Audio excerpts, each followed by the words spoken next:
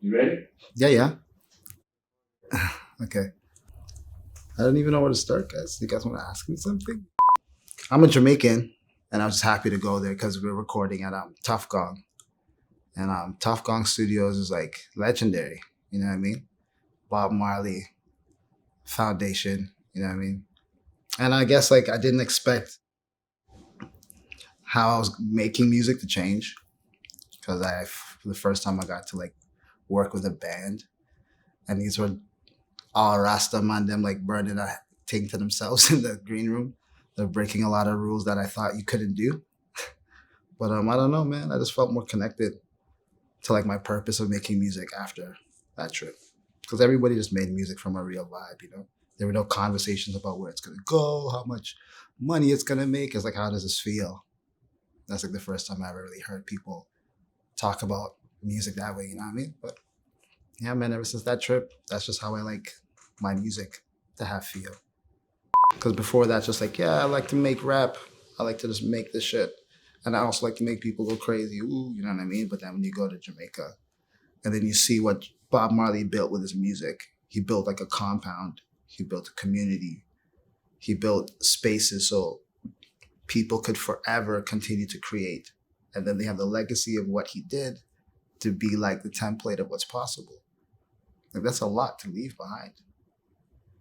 And then even to sit in a space to watch how people were just like living and not thinking about that other stuff. It's wild to me because like I'd gone in there thinking, like, yo, we have to make a banger so bands could be on. You know what I mean? And now I'm just like, yo, let me just make a tune them or whatever it does for the people that it beat. You know what I mean? My dad's a drummer and he'd have rehearsals at home, which was like really dope. And he would even take me to his rehearsals as his form of like spending time with me. So I'm in like these dingy rooms, bare mats, smoking cigarettes and thing, you know. But it was just cool just to see people just like let go, you know. So growing up, my first way to emote with music was rapping still, like a freestyle. And like my older cousin got me into that. And then eventually, you know, high school, you meet other people that can rap. Then computers come around and like mans can make beats. I guess like the common thread was just like connecting. You know what I mean? With music, I was able to connect with people, whether it was like with people that were making music or through doing the art, you know? And hip hop being a child of jazz is kind of wild because jazz is just feel and hip hop's preserving feel, but from almost every genre, you know what I mean? Like I think about some of the most fire loops. Some of them are funk loops, some of them are like rock loops, some of them are like folk loops. And like those people that played it didn't necessarily recognize how powerful that moment was until like a hip hop man heard it. I was like, yo, let me just loop this piece right here. How does that make you feel? It's like, yo, yeah, man. And I feel like that's kind of like how I create now too. It's like I bring through a bunch of musicians and we just talk shit all day. And then as soon as we feel like making some shit, we just like get to it and just start jamming. And then my ears on that hip hop shit. I'm like, where's the loop? Where's the feel? It's more than being known. It's like the energy you're giving off from what you made is eternal, you know? So what are you gonna leave people with? Like a vibe's gonna inspire them or bring them down, you know what I mean? I don't know, man. It's kind of crazy still. Like on some Gil Scott hair and shit, you know? That guy left things that are forever. You know what I mean? Bob Marley left us with ideas that are forever. Like I wonder how many people that are making art recognize that. You know what I mean? That everything we make has the potential to like be forever. I'm mindful of what she consumes and also very mindful of what I've left for her to consume and what I make. And because of what my dad did for me, I'm doing the same for her. And she's found her like love of expression through drawing and like watching her art grow without it being influenced by success or the idea of success is the wildest thing to me because like she just draws endlessly just for how much it excites her. My parents, they had to work hard jobs just to raise us. But my daughter gets to wake up every day and see that her mom works full time as a hairdresser because she loves hairdressing. You know what I mean? And her dad wakes up every day and makes music. And that's how he pays the bills because I love to make music. So she looks at life as I need to love what I do. So she's just loving it and not even thinking about careers, but just loving it. And that to me is like so important. And more of a reason for me to like be very mindful of what I'm leaving behind. You know what I mean? Because she's still young, she's 10. But like when she grows up to be much older, those messages I left behind are what's gonna have influenced her reality, whether I want it to happen or not. You know what I'm saying? So I gotta make sure I leave something that's gonna make the environment better for her. I took the leap to do music full time right when I was having my daughter. So like as a Jamaican, like, yo, they're looking at me like I'm mad. It's like, what do you mean you don't want to go to a regular job? You're just about to drop on youth. You know what I'm saying? And I was just like, nah, man. Like the time is now. If I'm gonna like teach her anything, it's this. You know, like the first 3-4 years of being a dad was super challenging because money wasn't frequent. But I was definitely stubborn in the way that I wanted to earn my dollar because that's what was more important to me. You know what I mean? And I was lucky, I was blessed that Saray got to witness those times from a playpen. That's worker mentality and that survival mentality. You know what I mean? Which is super important. People just wanted to be able to sustain the family and just like make sure you're good. But then in my pursuit of art, I got to break away from that thinking and realizing that like I could build something for myself. There's no limits to how much I can make. You know what I mean? Like the first time I gave my mom $1,000 was like a trip. Cause she's like, I've never seen you walk into a job yet. Where does money come from? I'm like, yeah, you saw me walk into a job. Every time I jumped on a stage, that was my job. You know what I mean? When my mom came to the first sold out show that we did at like Revival, my mom's like, what do you mean? How did you? I'm like, this is what I've been doing. You know what I mean? I remember the first time I was able to pay for like Sarah's daycare. It was a big amount. And they were just like, oh, we need this amount right now, or else you can't go. I'm like, oh yeah, I got that. Mom's like, what do you mean you got that? I'm like, why can't I have that? Fast forward to now, like super blessed to live in like a townhouse. And my mom comes in and she smiles and she's like, yeah, you're right, man. You just gotta stick to it. And now my mom's like starting her own business and realizing that her time is her time. And she could do the same thing. And it's like nothing greater than being able to help your parents like see themselves even more. You know what I mean? Like for a long time, I felt like I had to like prove a point and things like, yo, this is what's going on. I'm like, no, it's much bigger than that. I'm being opened up to like being able to teach my fam a new way to live life. You know what I mean? Live for themselves, make the time theirs again. And I feel like that's super important. Because like the more my mom's even been able to have her time, she's had more time to spend with family and do things she loves. So she understands why I've chosen to live this way. You know, my time's my time. By way of art, I learned about the invoice. You know what I mean? What's greater than the invoice? I get to choose. I get to put down the number of my value. That's wild to me. And I think that's like one of the coolest things I got to share with my mom. That like you can do some things that you really enjoy and you could put the value on that. You don't have to ask for permission.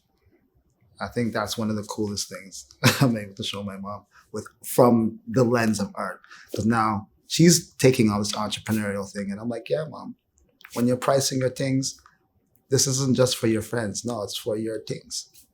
So if you want to price it like up here, do it. You know what I mean? It's your world. And it's wild because she's actually doing it. Also, by like working with Jesse, started to expose me to a whole new scale of what it actually takes to do something great. And I'm like, oh, I've been thinking to use the small amounts. It's like, nah, my dream actually costs $500,000. Why have I been trying to make it work with 40 grand? you know?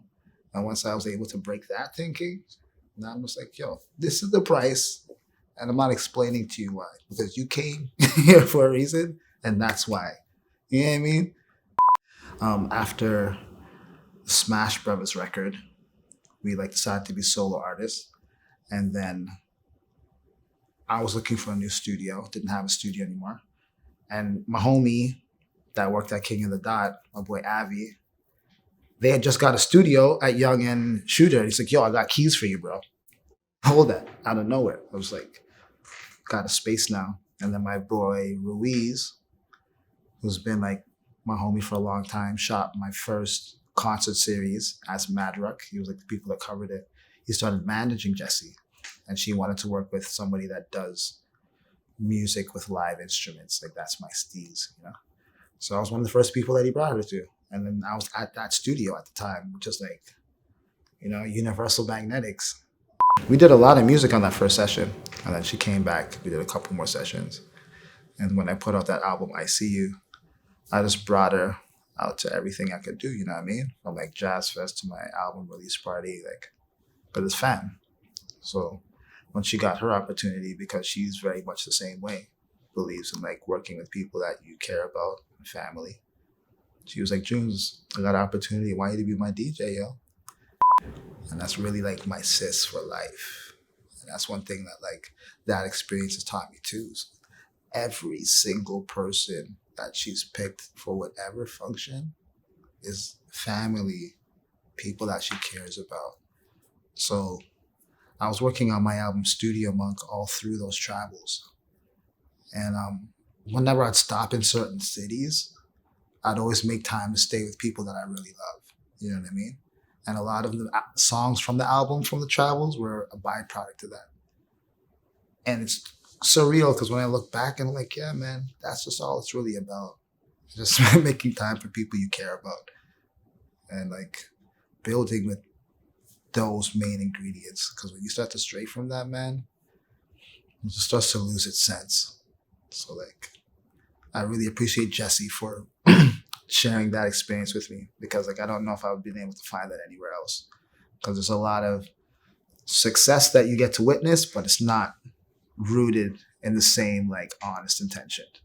And it's not like you got to look far to see it. Like every corner of what's happening there is fam. And then I do my best to do the same. Musical diet. So I'm keen on my musical diet. I'm very aware of like my guilty pleasures. You know what I'm saying? And my guilty pleasures will be like some Griselda shit. You feel me? Because I understand, do gets me amped. But that's not the energy I'm trying to put out. You feel me? That's art.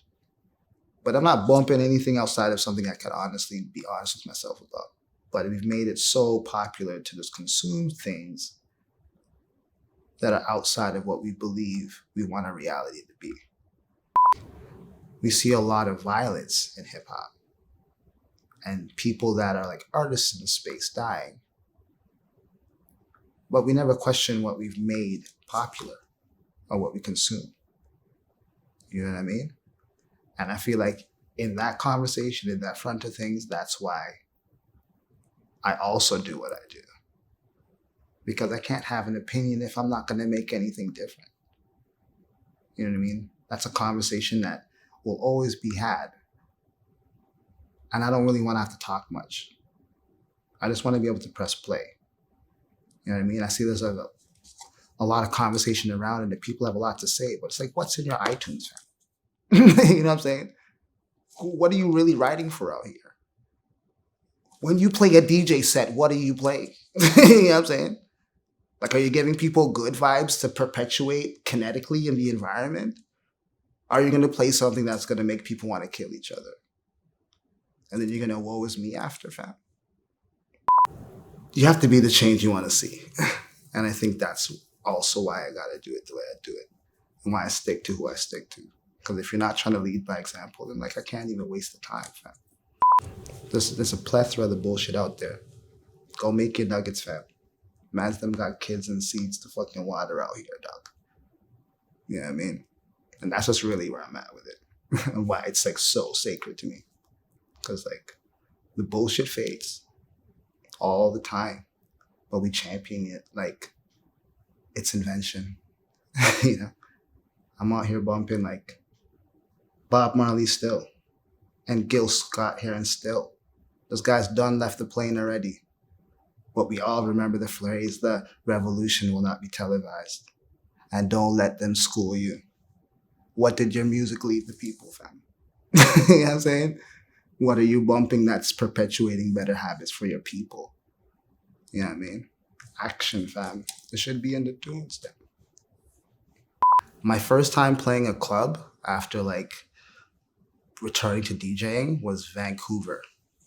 And this is like OGs that booked me, like DJ Marvel and DJ Secco to play Fortune. You know what I'm saying?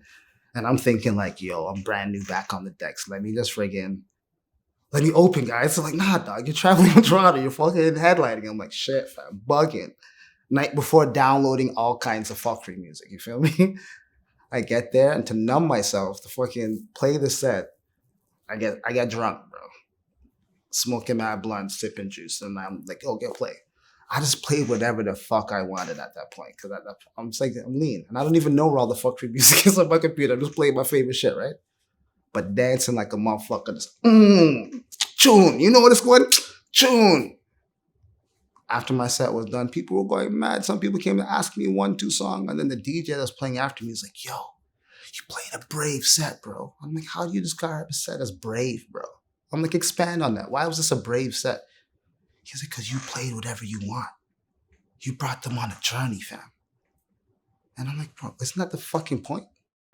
When we oversaturate our day with a type of subject matter, it will have effects on your environment.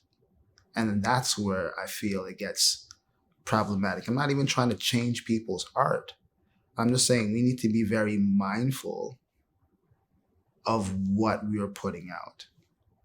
And to be fair, like when I listen back to like Boot Camp Click, Nas, and then in the same breath play like a Black Star album, a Pharoah Monch album, they're coming from like similar environments, but they all found unique lenses to express what they're living in that also open the minds of the listener. English teachers have trouble teaching students how to break down a metaphor. The average hip hop listener is breaking down 12 to 30 metaphors in a song. That's a very different mind. That's a key. That's the ability to be a critical thinker. So I feel that's why they've also poisoned the culture of hip hop musically, is because they don't want the generation to be critical thinkers. When you don't have critical thinking, you fall for anything. And who would have thought that this childish culture of hip hop was teaching that on many levels? Like, we forget to be like, to read a graffiti piece, you need to understand the keys. Even if it's the same name over and over again, if you don't understand the keys, you can't even read the name. There's nothing else out like that. You know what I mean? B-boying is like the complete extension of the human body rhythmically, and doing all of these things that can be found around the world, but all in one. That's keys, fam. Like a b-boy can step into any form of dancing with what they know natively and rock with it. Nothing else gives you keys like that. You know what I mean? So I guess like, you know, balance is healthy, but let's not stop the culture of teaching the next. Like when mans came up with that fly bar, they're like, yo, is this over the head? That shit's fly, because you're teaching people to be thinkers. Our music has the power to do that. You can't do that in nothing else. So these environments that were once thriving are now becoming limited in opportunity. You know what I'm saying? And I was like, fortunate enough to be able to have family that lived in both spaces or something that was like challenging. And then also to live in like a suburb where like they didn't think we belonged. You know what I mean? And then also living the diaspora as like an immigrant child from Jamaica. You know what I mean? Being a Jamaican, you can't call a Jamaican an African in the 90s. What do you mean? I am an Ayad, man. We couldn't even put that shit together. So I definitely recognize how wild the Jim Crow effects on like melanated people are in our world. You know what I mean? Because we have a lot to unlearn. And the way that they've like made it hard for us to put dots together is crazy. Because like I listened to like One Love. And back in the day, I would just rap the lyrics. But not until years have passed and we've had our own ends and having our OGs getting locked up and seeing the effects of it like 10 years later, that when there's no OGs, you got bare youths running around, all strapped, going in mud. You're just like, damn, that's what they were originally intending to do to these spaces. And on that note, let's talk about some weed shit. All of the OGs that got locked up for weed in the jazz era should be out right now. Do you know how much that would change an environment? That's gems, generations of gems, morals, history to be proud of. That changes the way you think. You know what I mean? Like, as a Jamaican traveling in America, one of the wildest things is meeting somebody that's lineage as a Black person ends at slavery. That shit's shocking because me being a Jamaican, I don't even realize that I'm like West African and my slave stock was Jamaica. You know what I mean? But I've got this Jamaican heritage to be proud of. And even furthermore, when I went to like the African Museum of History or whatever, bro, they have like 4 floors dedicated to slavery, fam. You want to know how wild that is to somebody who's well-read? They had the audacity to start the first slide with, a bunch of Africans came from Timbuktu. I'm like, how are you going to just glaze over the name Timbuktu? Like that wasn't the home of the richest dynasty of human history. You're not even going to say the man's name. You don't even want to say Mansa Musa.